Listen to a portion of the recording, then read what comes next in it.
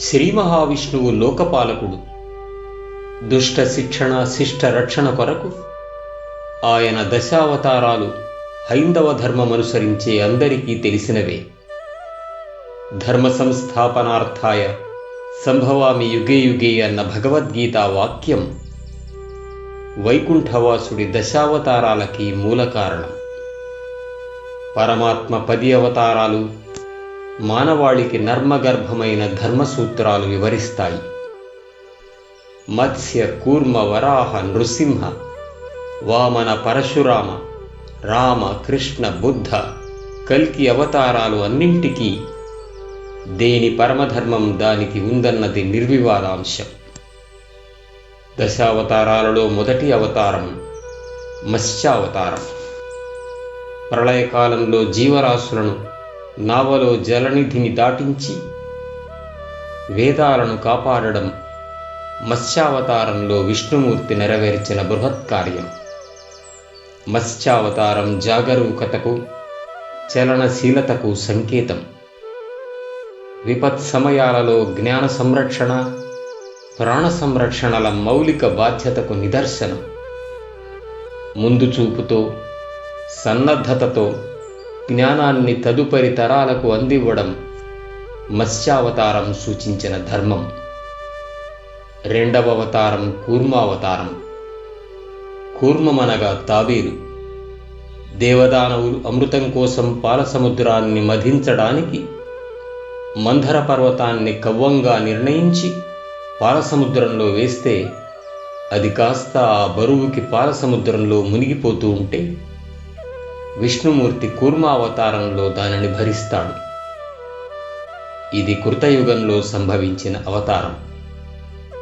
మందర పర్వతాన్ని మూపున ధరించిన శ్రీమన్నారాయణుడు సహనాన్ని సంయమనాన్ని పట్టువీడని కార్యశీలతను సూచిస్తాడు. మూడవ అవతారం వరాహావతారం.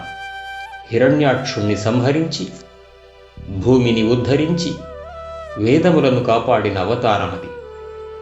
ధైర్య సాహసాలతో సవాళ్లను ఎదుర్కొని ఎంత కష్టతరమైన ధర్మ పరిరక్షణకు నడుం కట్టాలనే మౌలిక బాధ్యతను సూచిస్తుంది వరాహావతారం. నాల్గవది నరసింహావతారం. ఇందుగలడందు లేడని సందేహము వలదు చక్రి సర్వోపగతుండు అన్న ప్రహ్లాదుని మాటను నిజం చేయడానికి అవతరించిన మూర్తి నరసింహుడు. హిరణ్యకశిపుని వంటి దుర్మార్గ చరాధములను అణచివేసి న్యాయం ధర్మం నిలబడడానికి భగవంతుడి సన్నద్ధతను వ్యక్తం చేస్తుంది నరసింహావతారం. వామనుడు లేదా త్రివిక్రముడు 5వ అవతారం.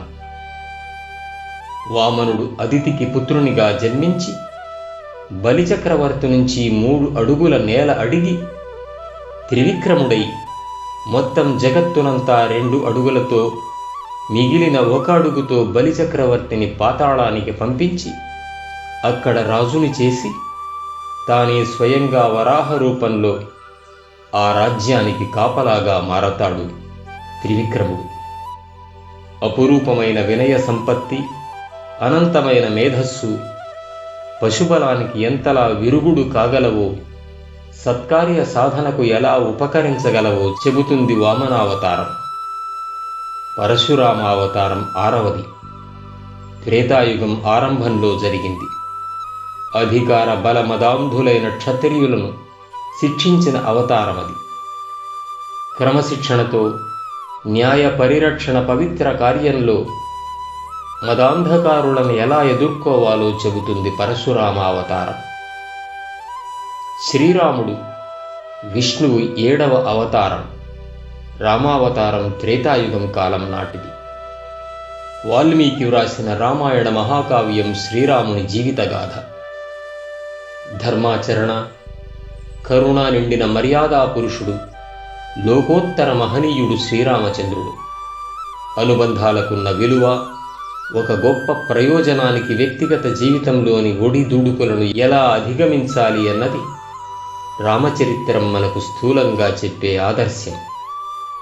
సీతాలక్ష్మణ హనుమత్ సమేతుడై భాసిల్లిన రామచంద్ర ప్రభువు గురించి ఎంత మాట్లాడినా అది లేశమాత్రమే.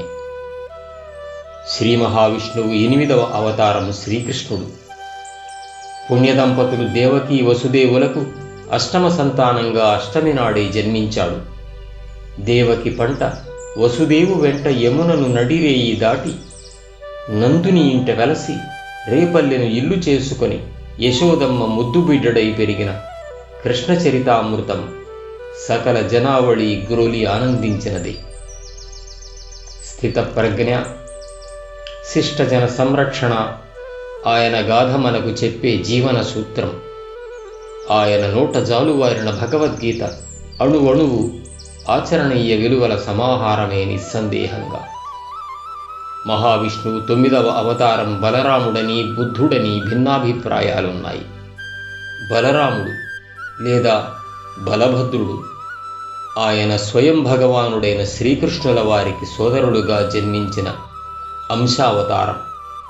ఆయన పరాక్రమశాలి, దయామయుడు, పరిపూర్ణ జీవితం శ్రీకృష్ణ భగవానుని చెంతనే గడిపిన మహనీయుడు. ఇక బుద్ధుడు సమ్యక్ జీవిత సారాంశం అవగతమై తానొక వేదాంత నినాదమై ప్రభవిల్లినవాడు. శాంతి, అహింస, నిస్సంగత్వం, ఐహిక వాంఛల పరిత్యాగం బుద్ధుడు పంచిన విలువలు. కల్కి అవతారం దశావతారాలలో 10వ అవతారమని హిందువుల విశ్వాసం. కలియుగాంతంలో విష్ణువు కల్కిగా అవతరించనున్నట్లు భావిస్తారు. భగవానుడు దేవదత్తమనే తెల్లని గుర్రాన్ని అధిరోహించి ఖడ్గము చేతబట్టి భూమండలంపై విహరిస్తూ సకల సద్గుణైశ్వర్యాలను ప్రదర్శిస్తాడు. రాజులుగా నటించే దుష్టులను హతమారుస్తాడు. కళంక అనగా దోషమును హరించే అవతారం గనుక కల్కి అవతారం అన్న పేరు వచ్చిందని ఒక భావన. బెత్సరిల్లిపోతున్న అధర్మం, అన్యాయం, కాపట్యం, క్రూరత్వాలకు విరుగుడు లేకపోలేదన్న ఆశావహ దృక్పథం కల్కి అవతారం మనకి పంచే దివ్యౌషధం. సర్వే జనా సుఖినో భవంతు.